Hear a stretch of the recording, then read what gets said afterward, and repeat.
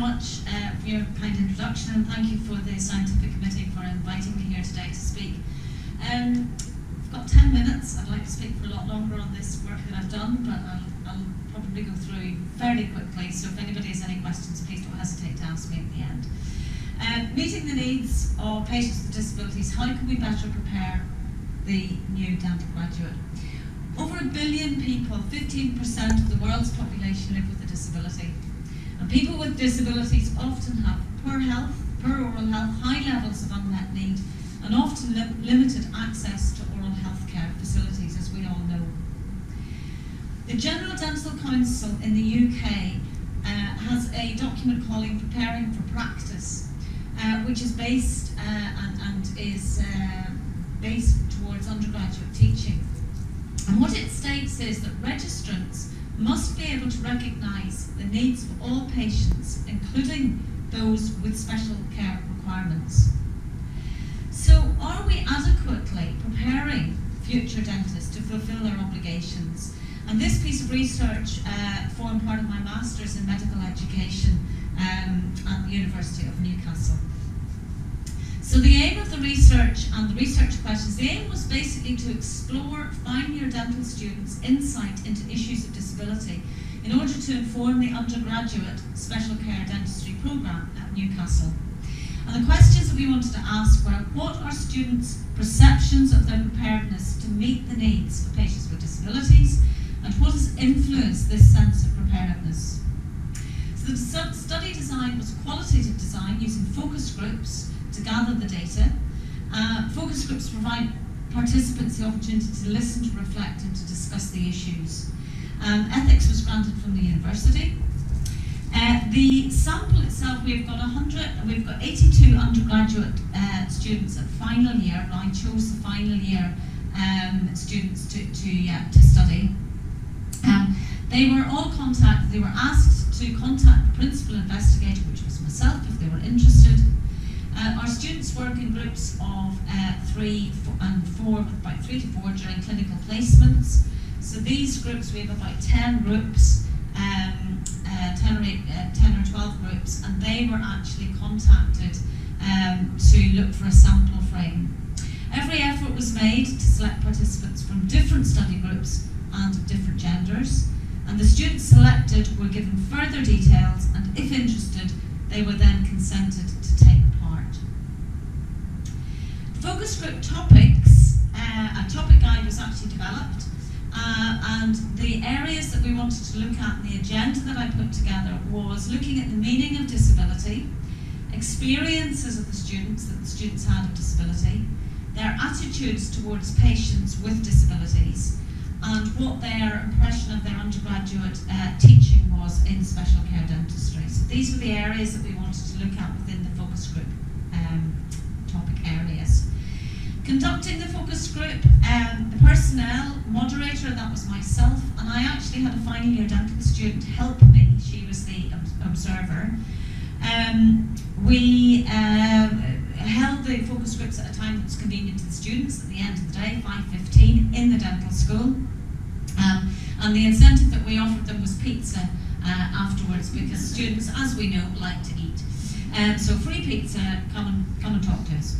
The focus groups were recorded using audio recording to provide verbatim records and transcribed by a professional transcriber. I was a little bit limited with time. I don't have any experience in transcribing, and therefore we paid for somebody to transcribe that for us. The analysis was carried out using thematic analysis as per Braun and Clarke.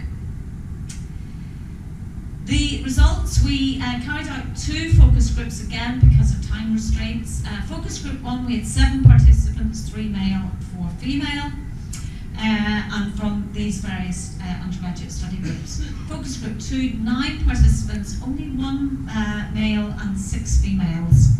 That's right, 8 females. But again, with quite a wide representation from the different study groups, but limited on the male-female front, unfortunately. So the main themes that arose following the thematic analysis were perceptions of disability, experience of disability, patient management, teaching and learning. So those are the main areas that actually came out that the students ended up discussing and wanting to really talk about. So if we look at preparedness, first of all, Ali stressed that the sense of preparedness will be greatly influenced by the individual's own self-efficacy, described as an individual's belief in their ability to carry out their role. So if you look at the literature on preparedness, it's very, very varied, and how various researchers have actually defined preparedness is extremely varied. And I chose to look at it from a sort of self-efficacy point of view. So it is a belief in one's capability, but that doesn't necessarily match the individual's actual capability. So somebody might think they're capable of doing it, but actually, if you watch them doing it, it's another matter.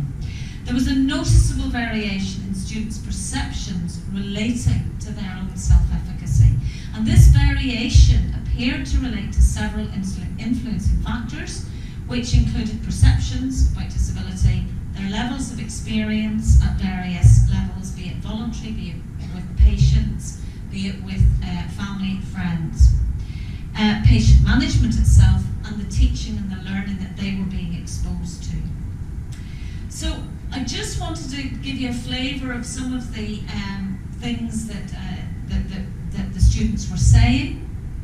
If we looked at perceptions about disability, many of our students are still centering on the medical model, as demonstrated by the following quotes, and you can read these for yourselves. A person that's less able than a normal person, that may be a physical problem or it may be a mental problem. So they were very much basing that on is the problem with the patient. But some students did show insight into the social aspects of disability and the wider implications, which I thought was very reassuring. I guess some challenges that someone has to face to go about their everyday life. So it was what society was challenging the patients with.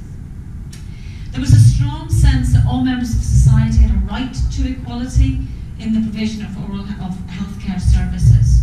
And again, I love this quote, toothache is the world's greatest equaliser because it is a constant pain that it can affect everyone. And that includes any of us sitting here in this room today. Many students demonstrated insight and compassion towards the needs of vulnerable groups, acknowledging their duty of care also. So they understood that they had a duty of care towards people with disabilities, all people, equity of care. So what about preparedness and self-efficacy? There again appeared to be marked variation in students' sense of self-efficacy. I've had quite a lot of experience, so I'm quite comfortable. I saw one patient with severe Alzheimer's and I felt quite out of my comfort zone. So you can read some of these comments. Again, a lot of variation. And what has influenced this variation? A lot of it was to do with experience of disability, teaching and learning at undergraduate level, and the amount of patient management that they'd actually experienced. What were the barriers to teaching and learning? The curriculum was already very full and was limited time to address issues of disability. And this is what a lot of the students actually said, that they had limited time. There was so much in the curriculum that they had to cover that really, special care dentistry, haven't really got time to do that. Lack of exposure to patients with disabilities was quoted as a barrier to learning. And difficulty of standardising clinical teaching was also raised. One of the comments that was made earlier on was, when should we be introducing this into the curriculum? And I actually think it should be introduced from an early stage, and it should be part of the whole curriculum. We've looked at the whole life cycle of special care, and I really do feel that that's where it should come. A lot of the final year dental students were more interested in gaining their competencies. They're gaining their competencies, they're doing a lot of work to get their undergraduate degree, and that's something that, so I actually feel that it should be come in very much sort of throughout the course.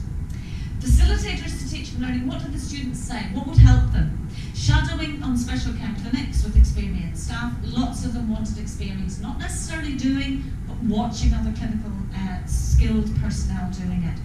Linking with disability groups within the community I thought was very useful, and we've seen some of those ideas how we actually do that in other parts of the world.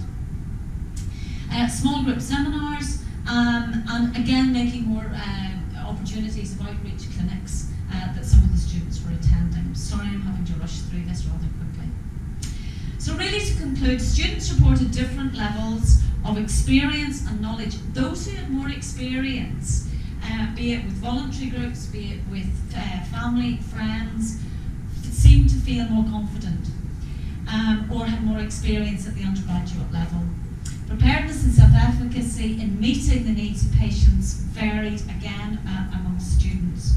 To enhance their education, they suggested increased opportunity to shadow clinicians, working with disability groups in the community in small group seminars, which links very much with the experiential model of learning. So our recommendations really from my work was to review the special care programme with regard to content, with regard to delivery, and also to carry out follow-up studies seeking the views of foundation